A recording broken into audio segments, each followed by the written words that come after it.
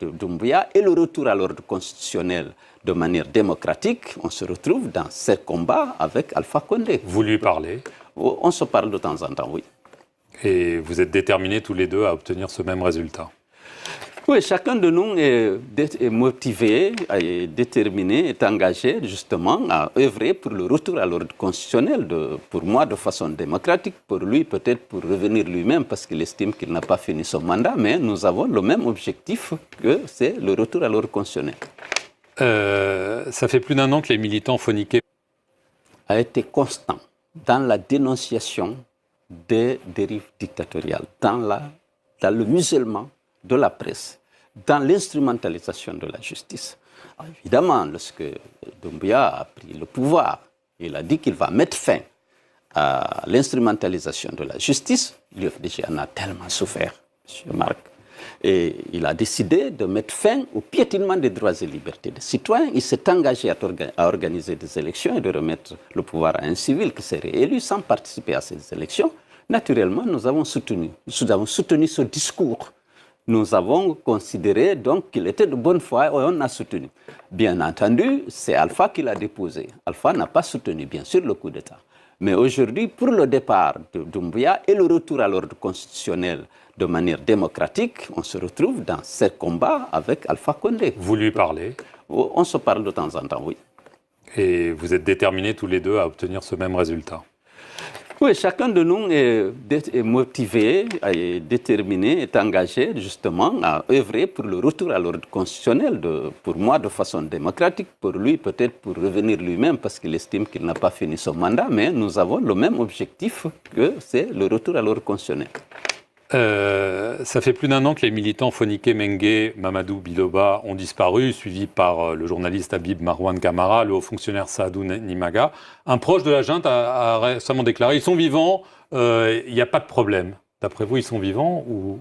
Je n'ai pas d'informations. Ce qui me semble bizarre, c'est que depuis plus d'un an, pas de nouvelles. On n'a aucune nouvelle de ces gens. Je pense avec la pression à laquelle vous avez contribué, RFI et France 24, quand même pour dénoncer cette disparition forcée des leaders d'opinion, je pense qu'ils auraient pu les sortir, les juger, les condamner. À la limite, si on leur reprochait quelque chose. Ils disent qu'ils ne savent pas où ils sont. Oui, mais c'est une manière naturellement de se dérober à leurs responsabilités. S'ils nient avoir participé à leur kidnapping, à leur enlèvement, alors que tout le monde sait que c'est des gendarmes et des agents de la gendarmerie et des forces spéciales qui sont venus les enlever. Mais s'ils nient, alors ils doivent mener les enquêtes pour savoir où ils sont et qui les a enlevés. Dernière question, la France, elle a vivement condamné ce qui se passait dans les pays du Sahel, notamment les manœuvres, par exemple à Assimi Goïta au Mali, pour rester au pouvoir. Sur la Guinée, le ton est beaucoup moins vif. Ça vous surprend, ça vous scandalise ou il n'y a pas de problème? Il faut poser ça cette question aux officiels français. Nous, c'est qu'on prend conscience que la lutte, on doit la mener parce qu'on est attaché à ces valeurs, liberté, démocratie et respect des droits humains. Il faut que les Guinéens comprennent, les Africains comprennent qu'ils doivent compter sur leur propre force. Votre parti, dont celui de l'ancien président Alpha Condé, a décidé de boycotter ce référendum. Pourquoi ne pas participer à cette consultation? D'abord, il faut dire qu'on n'a pas hésité. On n'a jamais hésité depuis qu'on s'est rendu compte que la gouvernance de Mamadi Doumbouya allait à l'encontre du discours qu'il a décliné à l'occasion de sa prise du pouvoir. Il y a 4 ans. Mais également par rapport à la charte de la transition qu'il avait élaborée sans associer les partis politiques, mais qu'il avait juré de respecter et de faire respecter. Il faut rappeler que cette charte protégeait les libertés fondamentales et les droits humains et l'engageait à ne pas participer aux élections qui seraient organisées pour le retour à l'ordre constitutionnel. C'est sur cette base qu'il a eu le soutien populaire qu'il a eu. Et le vôtre? Et notre soutien, nous, UFDG, ANAD et Forces vives de Guinée. Mais dès lors qu'il a voulu commettre le parjure de ne pas respecter cet engagement, il y a une rupture de confiance entre lui et nous. Et on a décidé de dénoncer et de s'opposer par tous les moyens légaux, justement, à ce deuxième coup d'État qui s'apprête à perpétrer contre le peuple de Guinée. Alors nous avons dit, compte tenu du fait que ce référendum est organisé par lui-même, par son administration, par son ministre de l'administration du territoire, qui est un autre général, et par ses préfets, qui sont tous des militaires, qu'il n'y avait aucune chance d'avoir un référendum qui reflèterait, qui exprimerait la volonté réelle du peuple. C'est-à-dire, il va être truqué.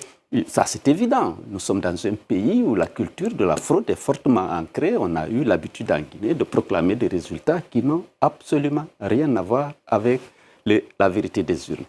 Donc, les forces vives de Guinée ont décidé de ne pas s'associer à cette mascarade de référendum qui va donner la légitimité, entre guillemets, à Doumbouya de commettre le parjure et de confisquer le pouvoir. Le bloc libéral a décidé de participer et de dire non. Nous sommes contre. Pourquoi ne pas participer, dire non et rester dans cette espèce de flou à ce moment-là si vous boycottez? Mais je vous ai expliqué pourquoi. Il n'y aura pas un référendum où la vérité des urnes sera proclamée.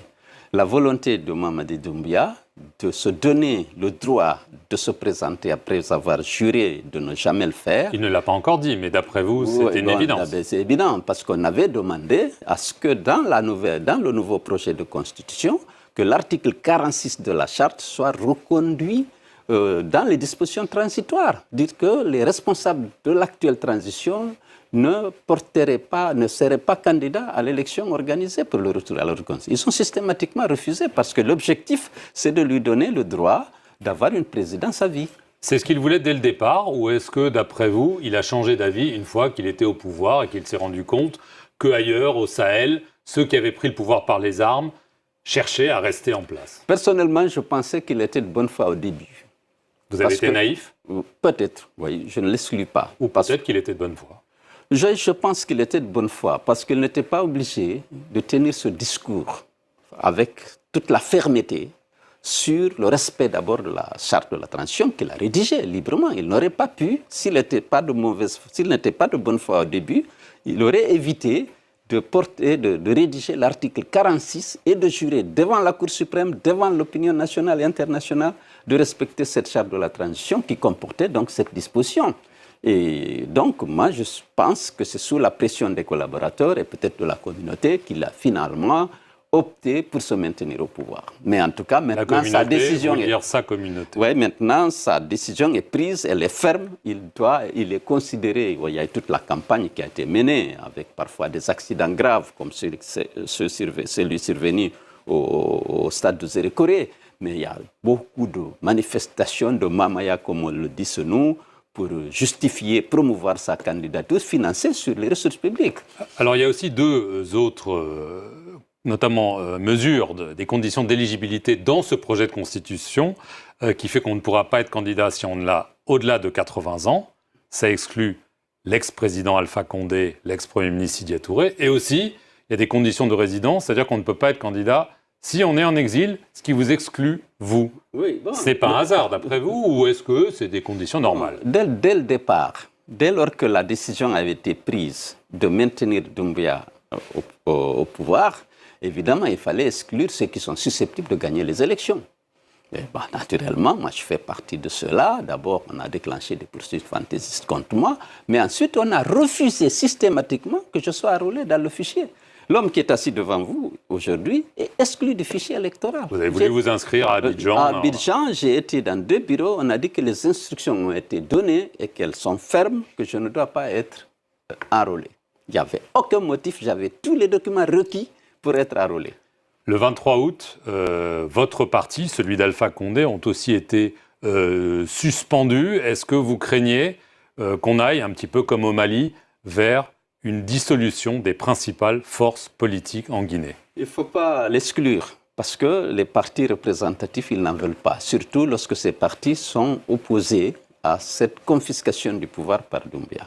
Ils connaissent parfaitement la capacité de mobilisation de l'UFDG. Ils connaissent parfaitement le poids électoral de l'UFDG. Donc, dès le départ, dès que la décision de confisquer le pouvoir a été prise, on a envisagé par quel moyen exclure l'UFDG et les partis qui sont représentatifs. Je rappelle que l'UFR, l'UFDG et le RPG ont engrangé 95% des suffrages de toutes les élections organisées depuis 2010 jusqu'en 2020. Donc, c'est des partis qui sont très représentatifs et ils n'ont pas d'argument pour justifier la commission du parjure et la confiscation du pouvoir, parce qu'il y a eu des discours qui ont été déclinés, il y a une charte de la transition que Doumbouya même a juré de respecter et de se faire respecter. Donc, pour commettre ce parjure, ils n'ont pas d'argument. Alors, ils ne voulaient pas qu'on participe au débat, il fallait suspendre donc ces partis représentatifs qui ne l'étaient pas encore, et il fallait refuser de donner la parole, et refuser de donner la parole aux représentants de ce parti. Ensuite, maintenant, ce n'est pas exclu que ces partis soient dissous, et d'autant plus que tout le monde suit le harcèlement dont l'UFDG a été l'objet, par exemple, depuis l'avènement de la junte au pouvoir. Alpha Condé, c'est pas un secret de dire que c'est votre ennemi politique. Vous avez salué son renversement. Aujourd'hui, vous êtes donc allié avec lui dans la stratégie de boycott, dans aussi le fait d'être suspendu en même temps. Vous parlez à Alpha Condé, est-ce que vous vous coordonnez ou est-ce que l'inimitié passée fait que c'est trop difficile ?